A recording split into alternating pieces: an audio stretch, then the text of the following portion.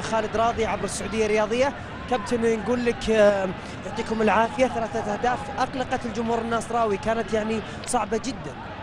أول شيء الحمد لله، أهم شيء كسبنا المباراة. يعني صح أن الفريق ما ظهر بالمستوى المطلوب بالذات في الشوط الأول، وحتى يعني الأهداف لو تشوفها يعني ممكن تقول أخطاء، يعني ما يب يعني ذيك التكتيك أو شيء من فريق النجراني.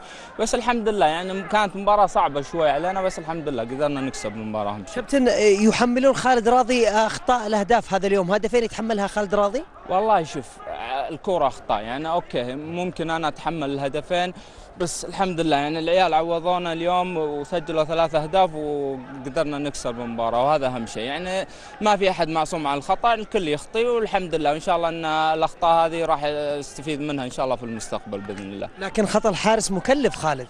هذه أنا شو أقول لك، يعني لا هو أنا أول حارس ولا آخر حارس اللي يخطي، يعني طبيعي الكرة، يعني اليوم ما كان يومي، وإن شاء الله إني أعوض الفريق في المباريات القادمة بإذن الله. كابتن، أنت كنت كاشف الملعب، وين كان الخلل ممكن في فريق النصر، أو وين كانت الصعوبة في فريق النجران؟ ما في خلل ولا في شيء، والله هم العيال كانوا شوي يعني باردين الشوط الأول، يعني الكرات مقطوعة ما في تركيز. الشوط الثاني تحسن الأداء والحمد لله قدرنا نكسب المباراة.